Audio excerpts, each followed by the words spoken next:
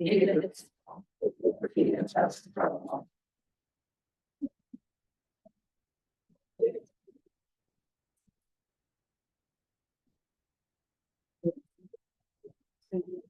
we'll open with the approval of the agenda. Do we have any changes, modifications? Heidi, anything different? Okay. Chair would entertain a motion for approval. I'll move to approve the agenda. I'll second. Moved and seconded, all in favor? Aye. Aye. Aye. All right, delegations. I have none this evening, Mr. Foreman. Okay. So we'll move into the consent agenda. Excuse me. Any questions, comments?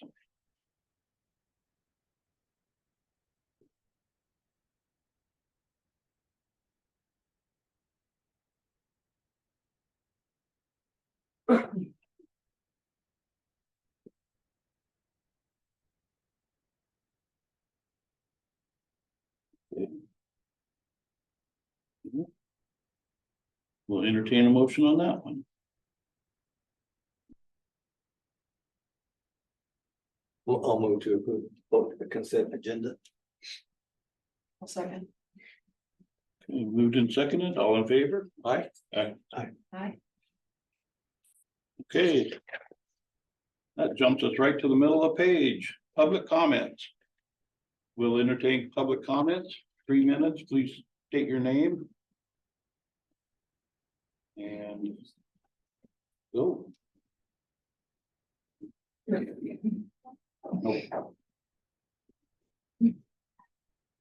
My name is Heather Beer. I work as a parent in the Fed Department in elementary school. I've worked for the school district for over 12 years. I'd like to thank the board for their service to Cayuga Benton School District and the opportunity to represent. As Cayuga chapter president, I'm speaking on behalf of over 70 classified staff. You will see our members wearing blue and red in support from and for the teachers. Thanks to WEA for standing with us in solidarity and as partners in education. We are passionate about our work and give our all to Cayuga students. The employees in this room tonight and those who work throughout the district deserve a fair wage that recognizes their contribution and dedication to the students. We are hopeful for productive collaboration at the bargaining table, but we're here to express to you tonight that classified staff cannot be left behind in terms of wages and respect. I urge you to listen to our member stories so you understand why we are acting. We want you to know what is going on in our schools and how students and staff alike are being impacted due to the administration's inaction. We are passionate about student success and for the community that our schools serve. We want Cayuga to continue being a great place to work and a great place to send your students. As you will hear tonight, change needs to happen. Thank you for your time this evening. Thank you.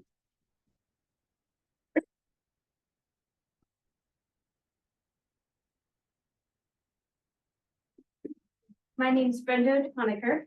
I am a life skills paraeducator at Cayuga Elementary for the past year. I love the environment that I work with, coming to school every day. The kids really connect with me, which I really love. But I do come from Kennewick. That's a 45 minute round trip, twice if I have to come for later training. I could even get paid more if I get a job in Kennewick, but I don't want to, because I lose the connection with the kids. And ultimately, they would be the ones to suffer if classified staff such as myself had to leave due to be able to get living wages. The only thing kids should have to worry about going to school is learning, having fun, and being safe. The classified staff is part of the foundation that everything rests on. And when we struggle with trying to make a living, we turn to SAN. The fact is, I can't live on a college budget. Instant ramen and goldfish don't go far when you're past 20 years old. For too long, classified staff have had to shoulder too much and be paid so little out of the love of what we do. And not only that, but lack of respect and basic appreciation. This past Valentine's Day, I even had 3 kids who I knew by sight, but didn't even know their names, come up and give me a Valentine and told me, I'm giving you this so you know someone cares about you. Others should have to do that and not children. Thank you for your time.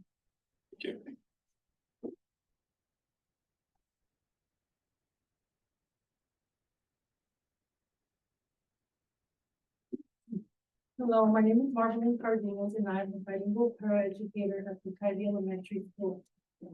I have been at the school district for about 6 years. I currently have children and a granddaughter who attend Kylie School, one at the elementary, 2 at the middle school, 1 at the high school. Also a son who just graduated from Kylie High School. Me and my children have lived here in Bend City for about 9 years and we have really grown to love it here. The community is awesome. My kids have made wonderful friends and living here in Bend City has been great for us. I have come here to this board meeting to state what is happening across the district is that classified staff are simply burned out.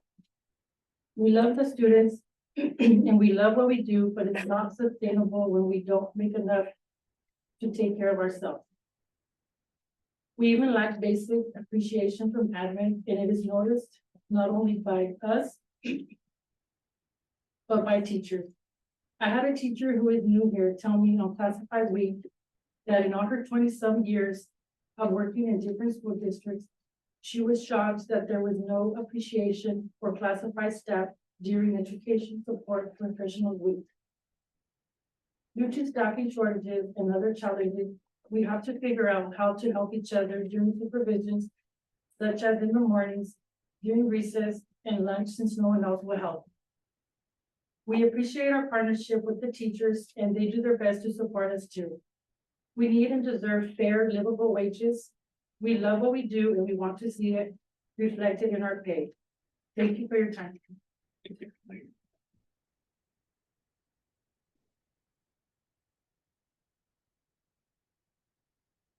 evening, board members. My name is Pedro Paniagua. I've been with the school for approximately a year and a half. I'm a bus driver here. And I first noticed those signs that I'm sure you're familiar with. It says bus drivers needed more training. I saw those signs approximately 4 years ago when I first moved into this area. And I thought, well, maybe there's some way that I can go ahead and give back to the community. And so eventually I retired from Walmart. I was working as a driver. And then I started working over here as a bus driver. Since I've been there, which is like I said, about a year and a half, I've noticed that we have an inability to keep bus drivers. They either leave or they come get trained and then go somewhere else because they can make a lot more money somewhere else. They can drive for transit, they can drive for many other companies. Once you have that CDL, there's no reason to stay here. The reason isn't just how much we make an hour, it's also how many hours we're making on any given day. We have very short shifts. We have maybe a 3 to 3.5 hour shift. Well, how much can you make in that period of time? It's very little. So unless we were to change so that we have 2 different shifts where you pick up high schoolers and then elementary or junior high, that would increase our wages, of course, but that's probably not going to happen because we just don't have the people here. So the only other way we can make some money, obviously, is to increase the wages that we have. That would make it so that we have a job that perhaps somebody wants to do. Because if not, they have no reason to come here. Why would they? Like I said, or they just come here to get training and go somewhere else. Here's a couple of different ways or different things that we've had to deal with as far as how it affects not only us, but also the students. Double routes. Excuse me, what I mean by that is that there's times when we just don't have enough drivers. And so we have to double up those kids into one bus because there's not enough drivers. Not even the backups are showing up. And some of them are on the verge of retiring or basically saying, I'm done. Doubling up events. We have several coaches here and you know about that. We end up having to take a baseball team and a softball team perhaps together, or other events that have been canceled or dates changed because we didn't have enough drivers. It all goes back to whether or not we can attract people to come in and drive us, whether they're qualified. So right now we have 2 routes, Route 1 and 2, that have no assigned driver. Unless somebody comes in gets trained and we can put them into that position. That means as soon as we start this year, we're gonna be 2 bus drivers short. Right off the bat.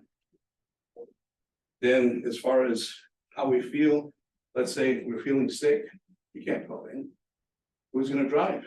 There's nobody to drive as it is. As it is, we already, maxed out on the folks that come in and fill in for us from time to time, because a lot of them don't want to come in too much. And the reason for it, they're on retirement. So if you know something about the retirement, social security, once you go past a certain amount of money that you've made, you're working for free. So they don't want to come in and work. Why would they? I'm sure most of us would say, I'm not going to go in and work for free. The money goes back to the government. So, Well, yes, sir. your 3 minutes is up, so Okay. summarize and finish up. Okay, Got I'll any- summarize real quickly. One last thing that I want to point out too, as far as how students are also affected besides the events and everything else, we also have a special ed student right now who is being denied a ride because we don't have enough. And so apparently he's being told, here's some money so you have gas money for your parents or someone else to drive. That shouldn't be happening. Thank you for your time. Thank you.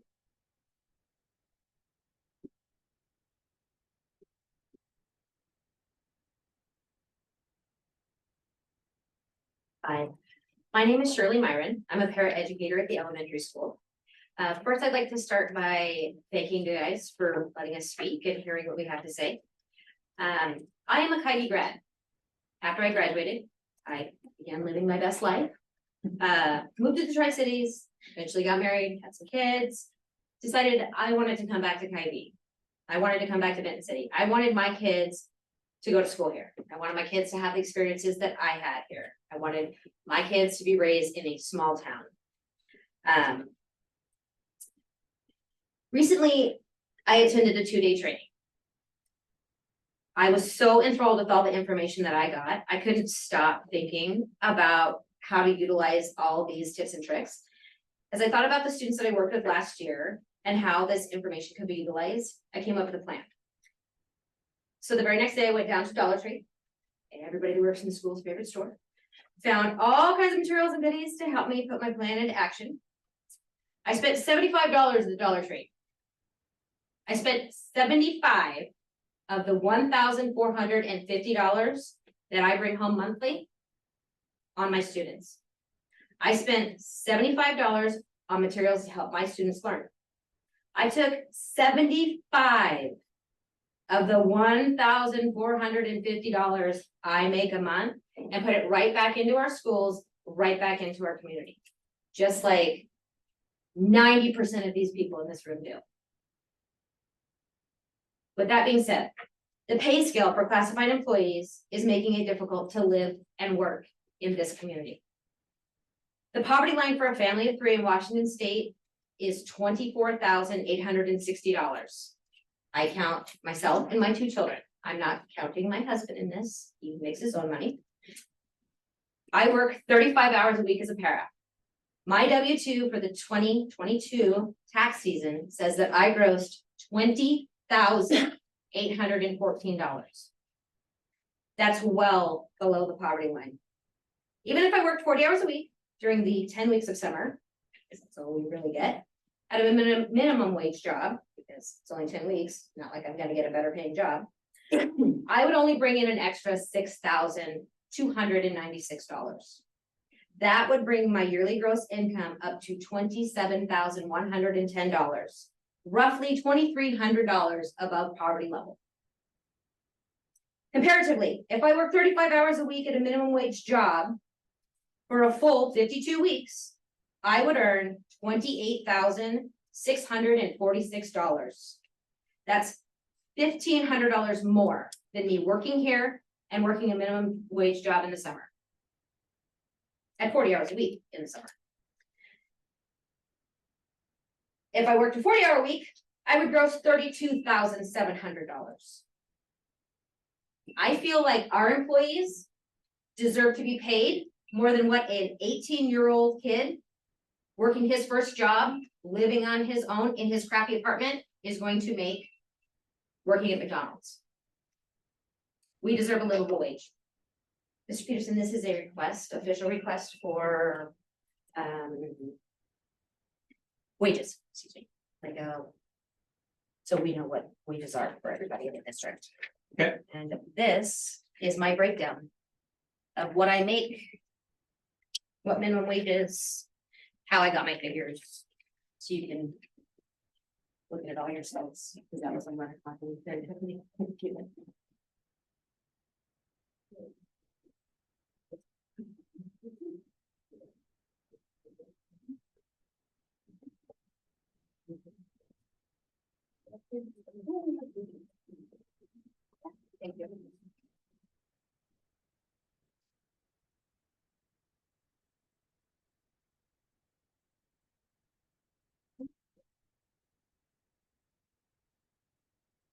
You guys have seen me before. I'm Kim Phillip. I'm a parent. I have two children in, well, I guess one's now considered to be in middle school.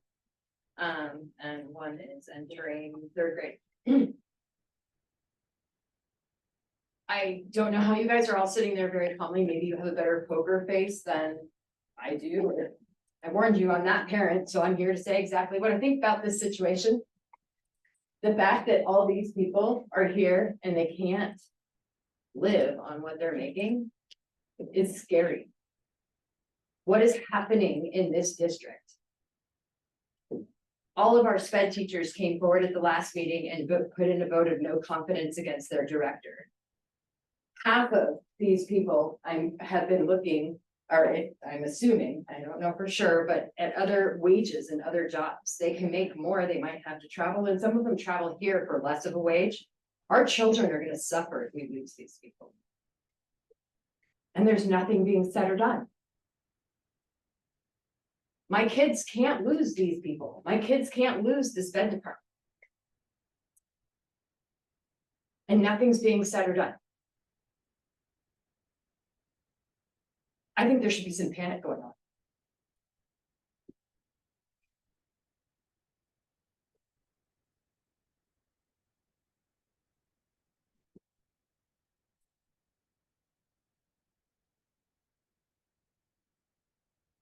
I'm gonna speak from here because we have 5 people sitting on the floor. Which doesn't bother me, but it speaks volumes for the amount of respect that is given to our employees by the district. It's a public meeting. Come on, you guys, move it to a place where everybody can have a place to sit and the time to participate in your public meeting. You were voted in by us. So what I really stood to say was, I'm Lori Hahn. I'm the Kylie Secretary Union President, and we are here tonight to stand beside PSE and KBEA. And we just hope that you guys will take a step back and see that we are united as one. And this is a shame. The fact that you'd rather keep your employees sitting on the floor like animals rather than take the time to move it to another place is a shame.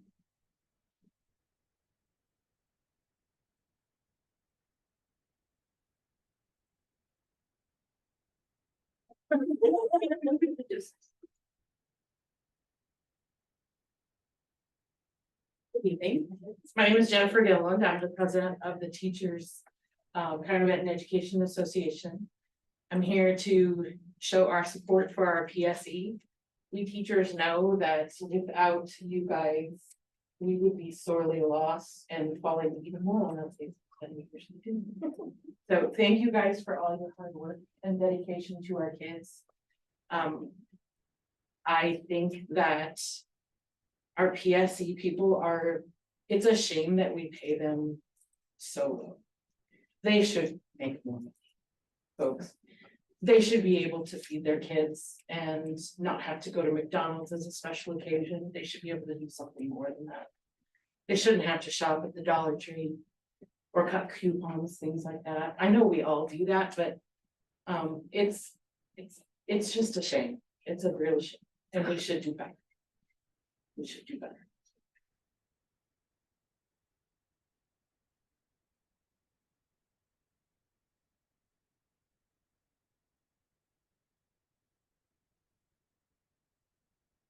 Can say something. So, the last time that I came, it makes me sick to come back to a school board meeting. And my name is Irene Alvarado, I'm TK, and, I love my school, I love my community, I would do everything and anything for it.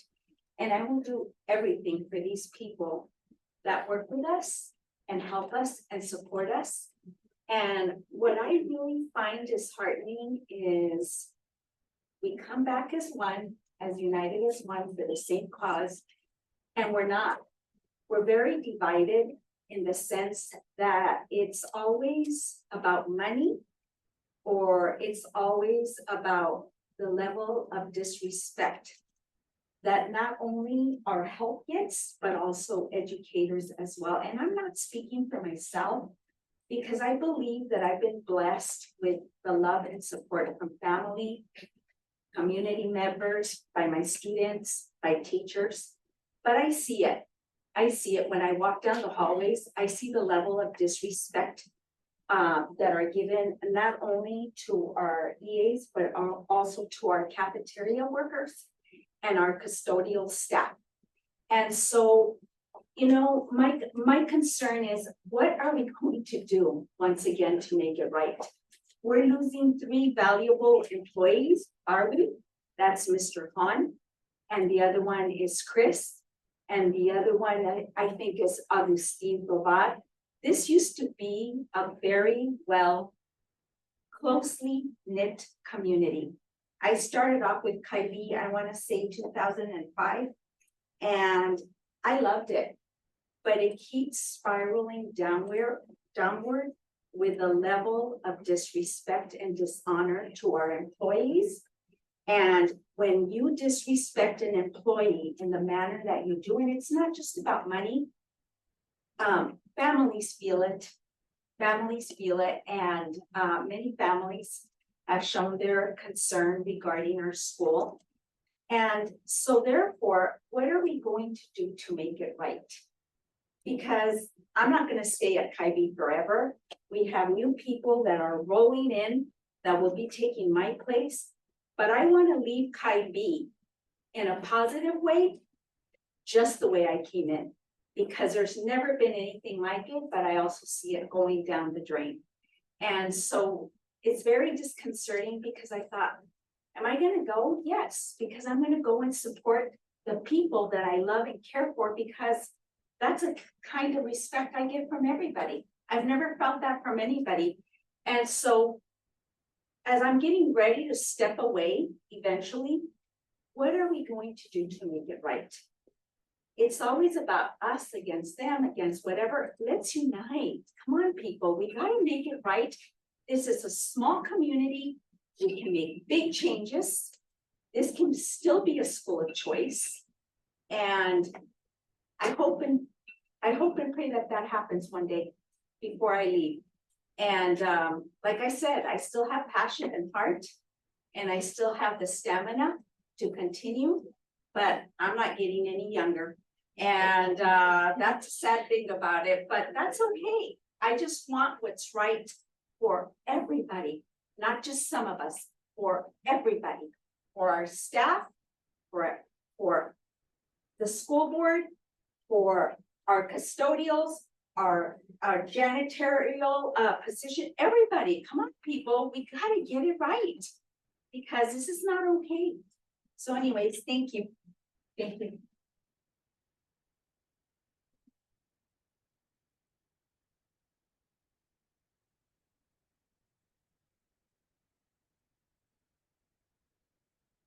Any more public comment?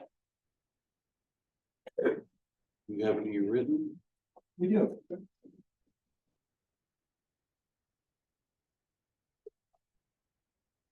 This comes from Jennifer Kinnison. High school teacher. Please share with the board. Good evening. An update from the online summer school program.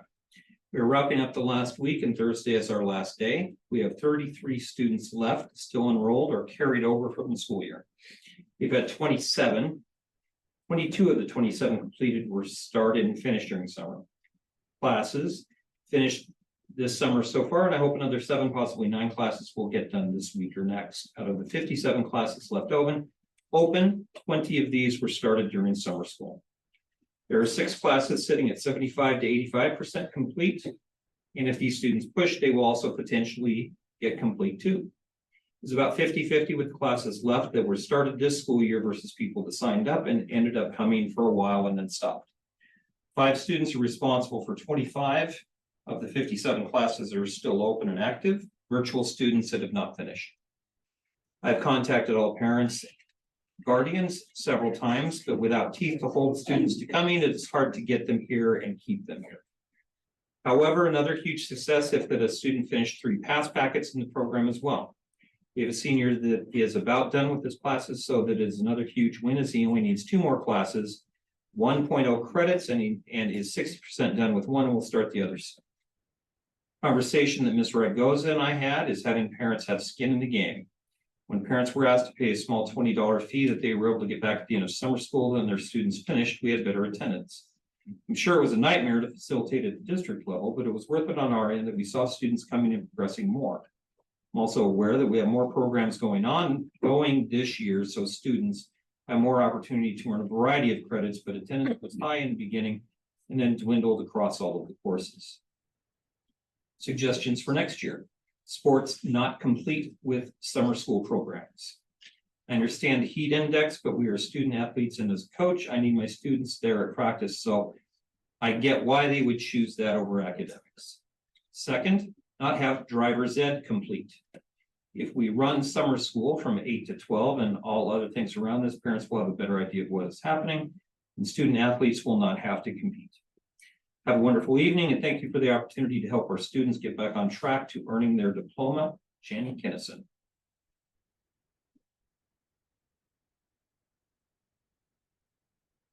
And that's it. That's what I've got. Okay. Well, we thank you for participating in this evening's meeting. We will now recess our regular board meeting and open up a public hearing for discussion of our budget. Is that correct? Yes. Better check the agenda. So, Mr. Rob, will you be leading the discussion? Okay. So I put together a PowerPoint, kind of go through a budget proposal, at the end, we'll take your questions. So to start, I do want to remind you guys that this is a budget. So it's a projected plan of what we think is gonna happen in the next year. Plans do change over time. As do the needs of our students throughout the year, so we kind of change the plan based on that throughout the year. Next slide. So here's an enrollment projection. Something I do want to note is TK students are now being counted differently this year. They have their own funding model, and therefore they are not counted in kinder count as they were before. And that's part of the reason why our enrollment number is lower than normal. So it's figured in differently. We also do running start and, running start, which is a different FTE count. So we have budgeted very conservatively at 1,338 students. And that's just basic ed enrollment. So our actual enrollment number projection is 1,370. But this is just for the basic ed piece, and that obviously does not have TK numbers in there, as it said. The state is funding us $9,555 per student this year, which is up from $9,341 last year. Part of the reason why we budget conservatively is that if we do come in with student amounts under what we budget, then we lose funding, and then therefore we have to go back and reassess our budget and make cuts as necessary. So we try to come in under, but not too far under, so we don't lose too much funding up front. Next slide. So here is a enrollment projection versus actual. So we did a 10-year look back, just kind of seeing where we are projecting and then how we've actually been doing. So there was one year I want to point out is 1920, and that's the year we came under almost 30 students. So we had, I think it's going to be our 4th grade class now. They came in for whatever reason at 80 students, which is way under what any other class was. It wasn't anything anybody could have predicted, but that's just to show you why we budget conservatively, so that if we do have a year like that, then we aren't gonna be out too much funding. This last year, we came in 28 above. So I wouldn't be surprised if we do come in above, the amount above will kind of depend, because our enrollment has fluctuated throughout the year. Next slide. So here is a budget summary for each of the funds. So to get the beginning fund balance, we start by looking at where we are currently, and then we project out our remaining revenue and expenditure for the year. And that's our starting balance for next year. And then we fill out an enrollment tool, which then gives us our revenues for the year, our projected revenue. And that's only the state grants. So we look at what other federal grants we have, and then what funding is going to be carried over from this year.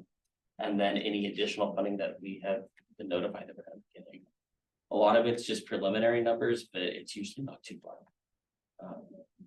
And then we look at expenditures, and usually I build it from salaries out, because salaries obviously are the biggest part of our budget. And then we go from there. And then I build out the material, supplies, and operating costs. So we're looking at hopefully raising our fund balance to 1.1 million, which would be nice because we currently are under our board policy fund balance amount. This would get us closer, but we need to try to maintain a 5% reserve. With this, we'll get back to 4.94%. So we're close. We're not quite there, but we're close. The ESB budget is actually built mainly by our students, which is kind of cool. So our coaches and advisors work with the students on building the budget, what they want to do for next year. The students have a say in what money they want to spend and how they want to raise money. So they build that, and then I just kind of look it over. I think they budget a little high on the expenditure side, just based off what we've done the last few years, but they like to have the capacity to spend, and that's really what the budget's for, is building your capacity to spend. Looking at other funds, for transportation vehicle fund, we do a transfer each year to pay for our non-voted debt payments out of debt service. So we transfer money from transportation vehicle to debt service to cover those payments. For debt service, we also have our bond that matures at the end of December this year. So that's why our dollar amounts are a little less than past. For debt service, we normally get a few more levy dollars in there, but we won't this year because the bond matures. Which also decreases the expenditures because we're only paying for half of the year versus a full year. For capital projects, the revenue coming in is a transfer from the general fund, which is pretty typical, because they only have investment earnings based on how much is in the fund to gain dollars usually. Or through grants, but we usually just budget a transfer, and that kind of covers HVAC or whatever issues that we have arise. Based on our fund balance, we can't transfer as much as we did last year, but it is at least budgeted so we can have that capacity. Next slide. So here is a comparison of revenue and expenditures for each fund, and these are based on the budgeted amounts from last year versus this year. So it's not actuals, because we're obviously still completing this year. One of the things I'd like to note is the general fund revenue amount, it looks a lot higher. Well, this year it's closer to what we ended up getting this year so far.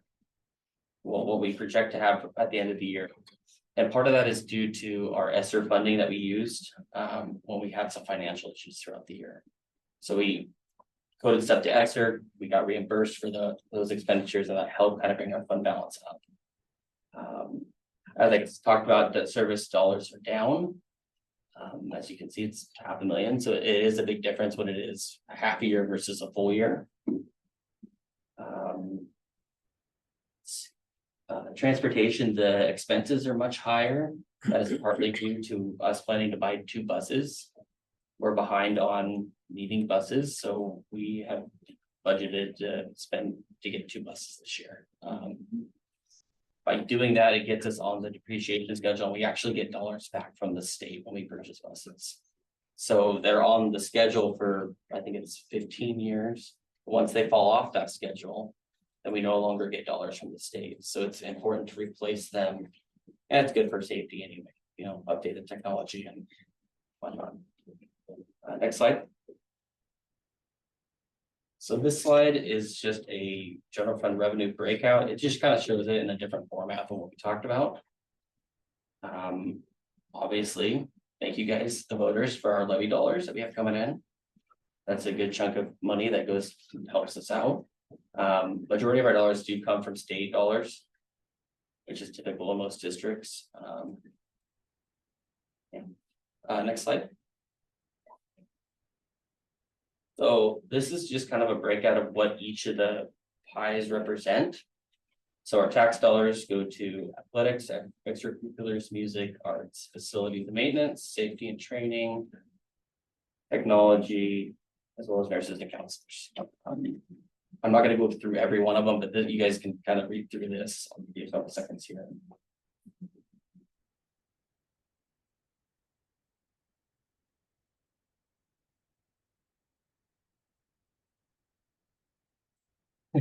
Okay, and then this is expenditure breakout. Obviously, our instruction is our highest cost. Support services and special education are right up there as well. And a lot of it is due to the needs of our students. Since COVID, we have had a lot more students that have higher needs, need more support, as all of you know. And so the cost of those services have gone up because we've needed more of them. So it's just kind of representing that. Next slide. And then this is just another breakout of what that pie chart means. I'll let you guys read through that as well.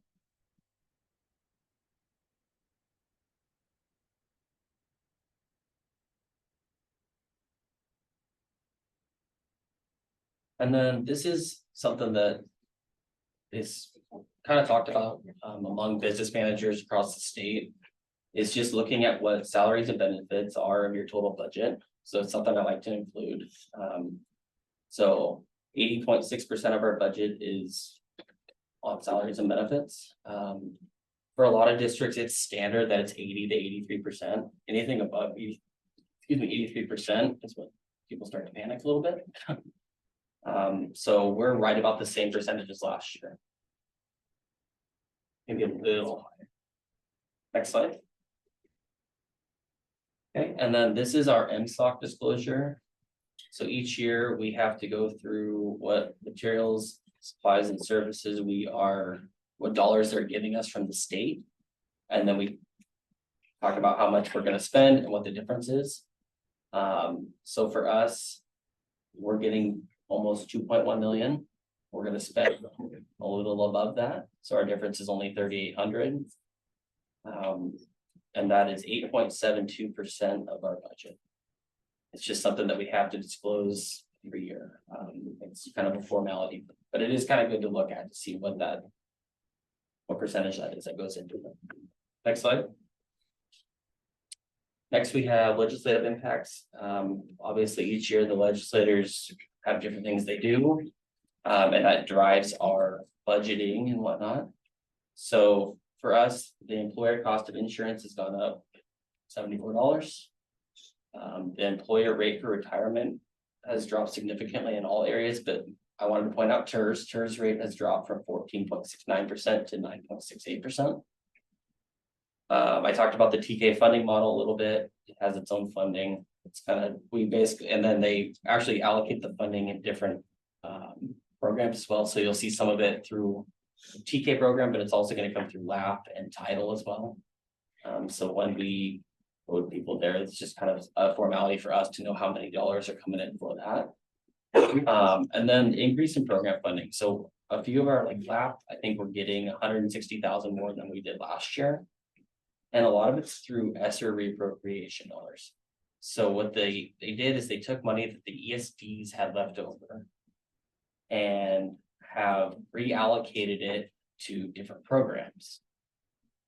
It's great that we're getting more funding. My biggest concern is that this is one-time funding. So what are they gonna do next year? Are they still gonna fund the same amount next year? How are they going to do that? So, I mean, is it just gonna be a one year thing that we get this big jump and then next year we regress? So the uncertainty is kind of, you know, up in the air for us, but something we'll be monitoring. Next slide. Okay, so now we have our 4-year outlook. I don't know how many of you guys know this, but each year when we do the budget, we have to project out the next 3 years after it. So it's a 4-year outlook. It's very hard to predict. Because I was even looking at what I did last year compared to what I started to do this year. It's so different because things have changed. So a couple things just to note in it, our ESSER dollars, our COVID dollars go away after this year. So what we've done is tried to take as much salaries and whatnot off of there that we can, because we can't rely on that going forward. We have full levy through 2025. Our bond will be paid off in December 2023. And we talked about the bus fleet, looking to replace multiple buses in this time frame, which we're starting this year and probably looking to get 1 or 2 more over the next 3-4 years. So next slide. And I apologize if that's hard to read, but that's just kind of a summary of it. And so yeah, it's like I said, it's hard to project. You project out enrollment and then you got the dollars and whatnot for each fund. A lot of times talking with other business managers, they project out kind of worst case scenarios in a lot of it. Like there's a district that they have 2.5 in their reserve right now that they're projecting to have like 300,000 at the end of 4 years. So, I mean, it's hard to be accurate with it, but it is something to think about for the future so we can kind of plan accordingly. And yeah, that's my presentation. Anybody have any questions? I see a break. Is it available online? Yes, we can get it on the website. And then I have one on the budget. Mhm. So I saw that you showed some variance feedback. What is your reporting protocol throughout the years? For which piece? Any of it, like when you have a budget and you're Mhm. working that budget, quarterly. Yep. You're way out of it, right? Okay, Do you talk to that? Do you report against it? so Do you we kind of look. print it to where you can see where you're gonna go? Yeah, so we have a cash flow sheet that I use mainly, and then basically we project out where revenues and expenditures we're gonna get through the year. And we can kind of plot it out based on some trending. It's harder to look at it early in the year, but once we get to like November, December is when we can really reassess the budget. Right. And then we can start shifting some numbers around and shifting things around as we Well, see that'll fit. help adjust your out years. also. Exactly, yep. Running, Mhm, rolling waves of it, right? yes, I just didn't know. so if and there's I think it's certain important. thresholds that trip and you're like, oh, we need to dive into this. Uh-huh. Versus, oh, no, we're way out of it. right? Exactly. Like, But I think it's important to note that the state doesn't fund us the same amount of dollars each month. So they have a salary schedule that they pay to us. And the months that we get more property tax dollars is when we actually get the lowest amount of dollars from them. We're getting the tax dollars, they think they equal out. They don't, I mean, they just don't. The last 2 months of the year is when we get our most dollars, which makes no sense because we're not in school in July and August. We get 23% of our dollars in 2 months. Right. So I mean, there's months where we're just trying to get by. Because of the expenses, I mean, salaries are paid out evenly over the 12 months. So those don't really decrease, but. Right, and Yeah. that's just more of my, that stuff, Uh-huh. right, it's just that it's coming into you, like, oh, we Uh-huh, need to start moving stuff and. Yeah, What that- is that point that you're not so far past it that you mhm. can. And that's something we look at each month. Yeah. Look at each month and just kind of, Pete and I have a conversation. This is what I'm seeing, this is what we're looking at a few months out. And then we talk with our county as well, so. Thank you. I saw that you had CERT up there and you have basically PSE up there. Where's the admin? I didn't see them listed on there up there. So admin or Salary. admin, so certified includes certified instructional staff and admin. So those are included under one category, and that's just how the report pulls it in. It doesn't split it out by that. But it's something that it's easy for us to split out. you'd be able to provide that. Yeah. So how do you use the F-195 to go to build your budget? So the F-195 is the tool we use to build the budget. So I start with the F-203, which is our revenue tool. And then we plug in, so basically you take whatever's on there and plug it into the F-195. And then from there, you just kind of start filling it out. A lot of times what I do is I look at the last 5 years. That's what I've done the last 2 years. I've only done this 2 years now. So I mean, I'm not perfect with it by any means, but I try to look back because obviously the person before me was really good at their job. And so they had a method, but trying to understand their method was interesting. But once you get into it, you can kind of build it piece by piece. So I normally just start with salaries, 80% of our budget. So you have to have the salaries piece nailed down. And then you look at your allocations for each of the programs, and then I build the 5 through 9s off of that, basically. Because if a community member went to the F-195 and looked at what the state is funding. Based on, I heard a figure of $9,600 per student. Or 9541, lower than that. I'm trying to figure out where's the discrepancy, So- so that's about 6,000. And I'm not sure where you're finding that number. No, on OSBI, So according to the They have- information that the district is providing to OSBI. they have a tool on there under budget prep. That you can look at, and they basically show you what you're getting per student on that. It's called the John Genef sheet. I can show it to you, send it to you. And on there, that's what they show where the allocation per student is. It's not gonna show in our F-195. But when the F-195 is stating total per pupil funding state, local and ESSER dollars. And it's showing at 15,987, it's changed. So Is it a- I'm just wondering. I believe- how you- I believe that's the The expenditure difference per in it. student is what we're spending. I believe you're looking at the expenditure per student, not the allocated amount. Okay. That's how when I look at it, that's what I see. So I was just wondering where that was referenced, because that would provide more funding for certificated classified staff.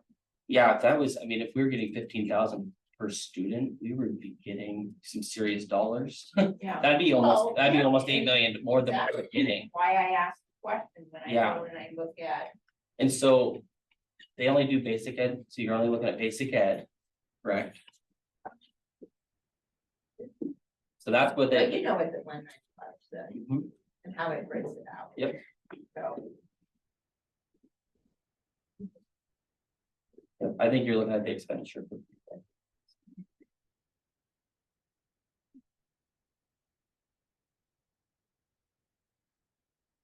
I have a question. Yeah. So our ESSER dollars are getting in soon, Yes, and you said because the majority of it was spent on salaries. Is that what that money was intended for? not all of it was on salaries. There was The some, Majority of it on salaries? there's a good chunk of it that was on salaries, and a lot of it was geared around getting the students back in class. So like when we had online, we could code more teachers there. For this we've used it for curriculum the last year. Because we had a big curriculum adoption at the elementary, and so that was really nice to help us pay for that. And that's what we plan to use it for next year, as well as summer school. So there was 3 separate COVID sections. And one of it was for learning recovery, so that basically is summer school. So we've used a lot of those dollars for summer school for this year as well as next year. That's the plan. And then we bought a lot of materials with it too. So like we went 1-to-1 with laptops at the middle school. And we had a grant for that, but we also had to pay the difference. So you couldn't actually pay for it all out of that grant. So the difference was we paid for it out of ESSER. So we were able to, give our students all laptops at the middle school. Drew? Yeah. Edna Jenkins. I'm noticing to follow up on the ESSER question. You had $5.2 million that was allocated under ESSER. So have you reclaimed all the receipts for those? Because it looks like in May, it was 85% had been expended already. So we're still looking at about $759,000 that's outstanding. No, so when I look at it, when I looked at our grants, I looked at them today actually again, just to double check. So for ESSER two, we have about 30,000 left, and that's the one that ends this year.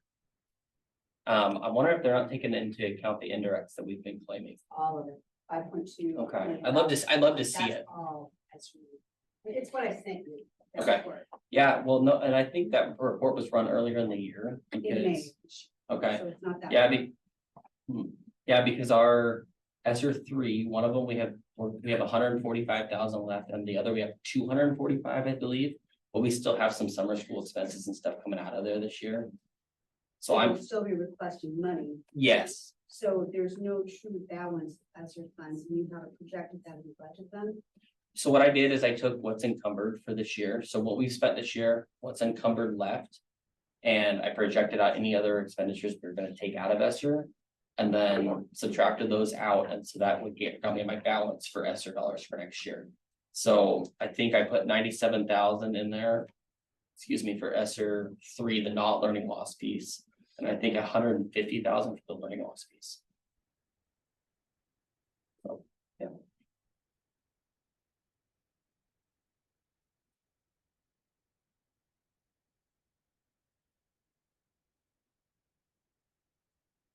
So we're gonna make this available on the website or? That'd be about 24 hours, you think, 48 hours to make it available? When's David back?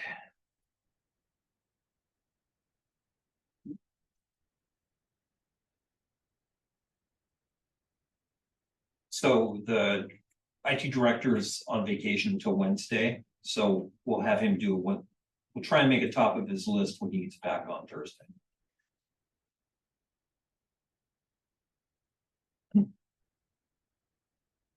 Any other questions? Question, it's not budget related. Can I ask it? Well, it is a budget meeting. Public hearing on the budget.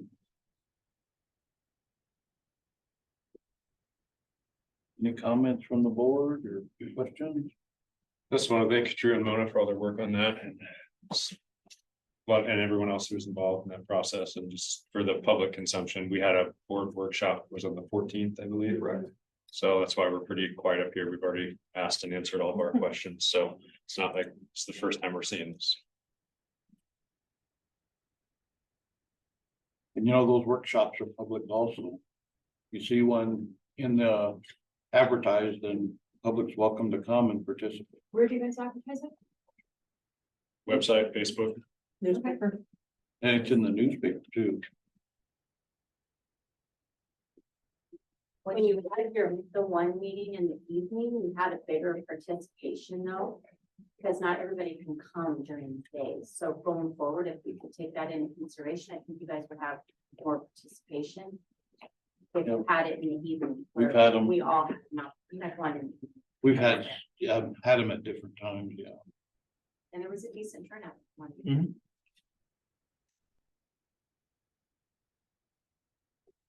Okay, well, then we're gonna close the public hearing and reopen our board meeting. We'll be moving into unfinished business, capital projects levy update, Mr. Peterson.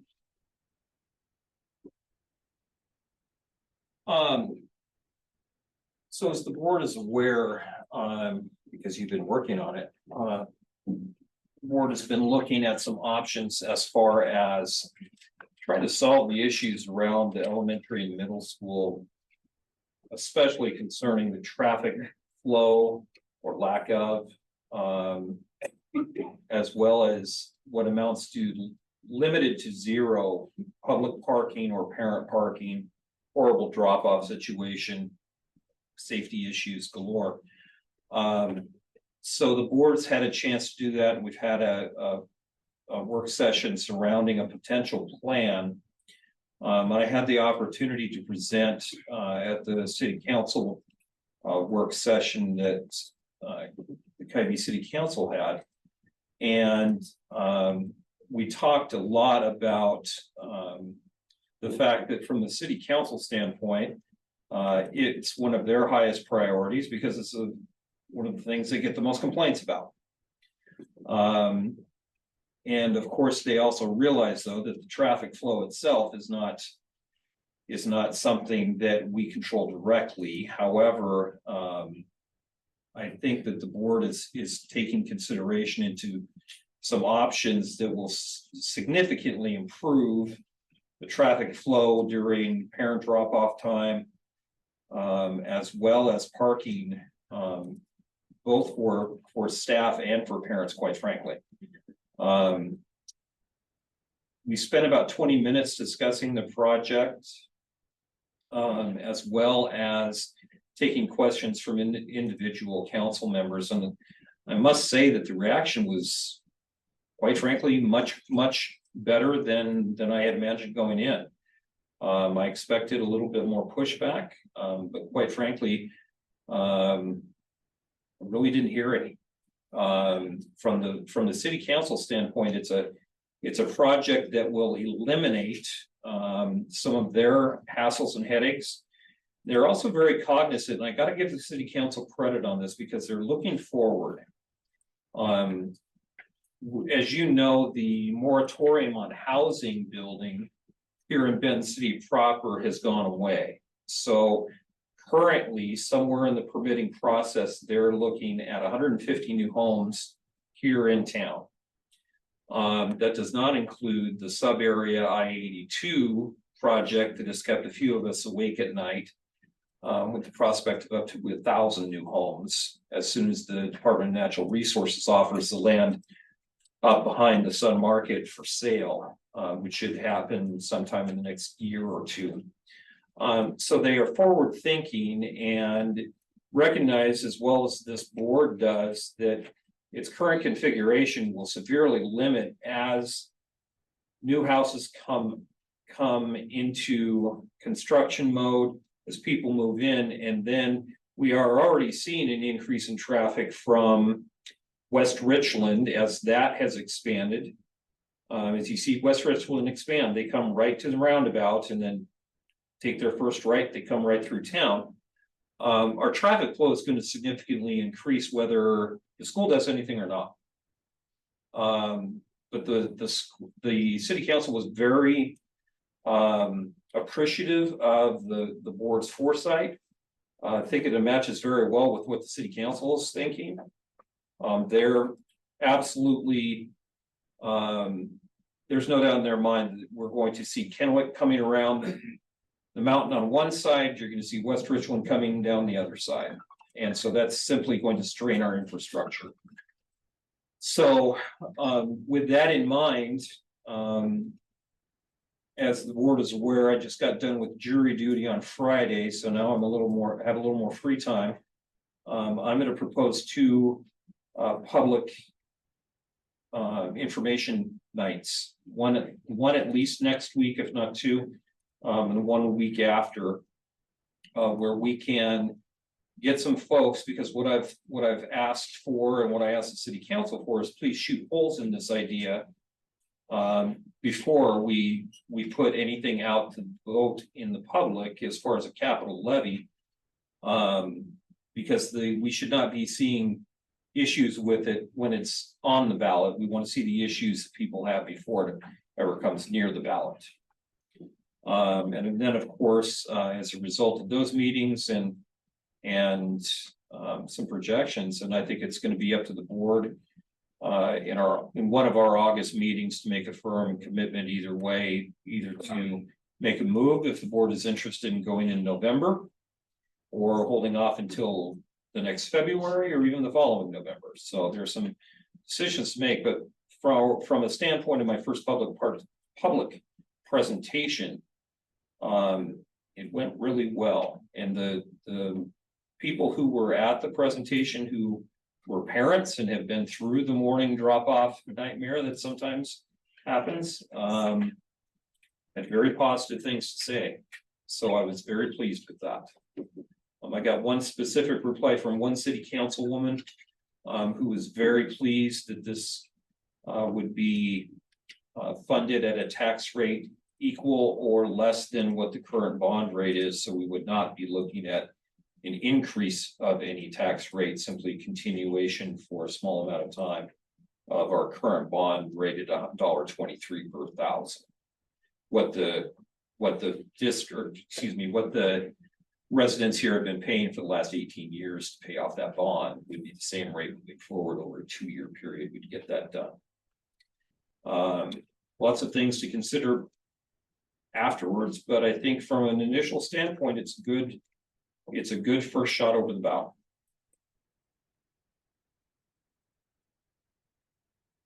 Be happy to take any questions or comments.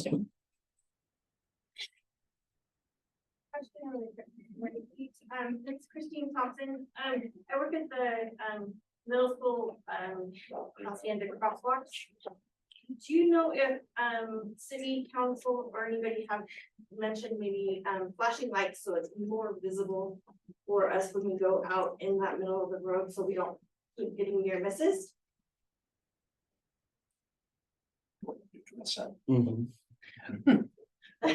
Sorry, I've almost gotten hit too many times to mention.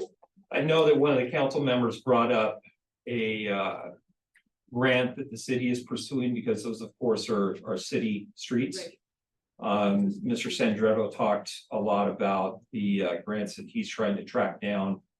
I am also meeting with a group. For lack of a better term, because I can't remember the official name, it's Safe Walkways to School Coalition that meets at 8 o'clock tomorrow morning, and I'm going to be on that along with our Director of Transportation. Because any of our projects must go hand in hand with the city projects and make sure we're all thinking along the same lines and not trying to butt heads. It's just been kind of dangerous for a couple of years. We don't, it's not one of the dots and Agreed. sitting kids or I. Yeah, we Okay, we're gonna move into new business, correct? I was gonna ask a question, is that? No, I think Okay. we're kind of straying away from our normal business. Well, it's on the agenda. Well, So these public meetings that you're gonna have in regards to redoing the parking lot or drop-off schedule and stuff like that. Will that show what you're talking about, what your proposed plan is and how it would look? That's what it's for. I just wanted to make sure I understood it correct. Yep. Thanks. Okay, so minutes. Move into the minutes for 6/26. Who was not here? I was, Okay, Rick's in here. So I'll move to approve the Comments? minutes from June 26th. One second. Okay, moved and seconded, all in favor? Aye. Aye.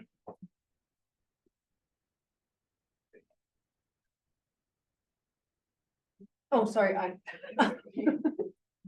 Motion passes. Okay, we'll move on to the resolution for our budget that we just saw. We're looking for an approval tonight. Do you have any questions, comments? Any more info, Drew? No, I just think it is important to note that it is a plan. Things can change. This is just giving us the capacity to spend.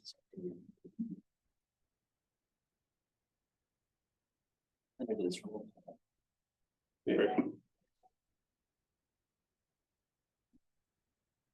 No comments. I'll move to approve resolution 5/2023, the 23 and 24 budget. one second. Did you catch that, Rick? Second? Okay. Aye.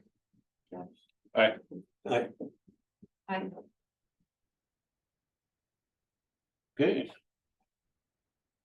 Your budget's approved. You guys. Move into board comments. I just want to thank everyone who came here tonight, and whether you spoke or just showed up, we really do like having participation in these meetings. It's a public meeting and while we have our business that we go through, we welcome the comments. We really appreciate everyone's time. And, you know, you're here in the evening where you could be doing something else. So we appreciate the input. And I wanted to mention that we did find a professional architect design firm, and they did put out some proposals to help us. That's what we're gonna present at the public meetings is a good plan that they looked at the whole traffic flow and how we could get people off of the main street through to where you can actually drop your kids off at the elementary school or the middle school, whichever direction you're going. And make it a lot safer setup. That if we, in the future, which we would like to have a bond someday to replace the elementary school. This will all be included. It won't have to be readjusted or changed. It'll include any kind of future expansion, so it's not a waste of effort. But be sure and show up at one of those meetings and you'll see the drawings and the layouts and everything that they're proposing. And then we believe that a 2-year levy and capital levy that doesn't have any tax increase will pay for that, fund it, and hopefully make it a lot safer. Okay, well, anybody else? Superintendent's report. Well, thank you, Mr. Thornton. The heavy lifting is already done by Mr. Rob, quite frankly. I want to thank the board for putting up with me during the last 2 weeks when I had jury duty, and the multitude of times that I've been called in to actually have to go in every day at 8:30 and sit. For those of you that know me, that was a struggle. I'm very thankful, though, that in doing my civil service that I did not get chosen for the trial that's currently going on in Franklin County. So thanks for your patience with that. So the first of our capital levy information nights is going to be July 31st at a to be determined location. Because we've got some scheduling here and I've been gone. I need to confirm with Dan what our cleaning schedule is, what our regimen. I know our gym is currently closed for resurfacing. So get a schedule on that. We'll either be in the public library, the PAC, I'm fairly certain. I just want to make sure that they're available. But July 31st at 6:30 is going to be our tentative opening. I am trying to schedule one and will be available in Spanish for our Spanish speaking patrons. So we'll get that started. Want to commend the bargaining units that we've worked with up to this point. We've had one bargaining session with the PSC. We've had 3 with our certificated staff already. We're making progress. I think that the units, I say this a lot, but I don't think that there's any doubt that the units go about looking for their best people and most informed people when they're putting together people to act in the collective interests, and I commend them for that. They do good work. So that will be a process that's continuing. I'm looking forward to starting with the secretaries union on August 1st. So then we'll have all 3 going. Other than that, for the most part, the district office is kind of business as usual. I'm encouraging, as Josh reiterated, the amount of work that Mona and Drew have taken in getting this budget put together with a lot of things that are unknown. I've told them both that they need to make sure and get some vacation time. Their break does not coincide with the school calendar, meaning July is a much busier time for them than it is virtually anybody else in the district. So I'm encouraging them to make sure and get some time.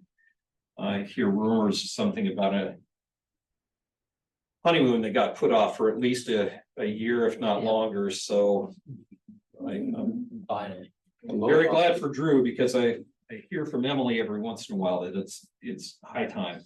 So anyway, with that, again, appreciate the board's work this summer, and you will see our invitation for the July 31st levy information evening on our website. We'll email it obviously out to all staff, but on Facebook and any other social media that we happen to subscribe to.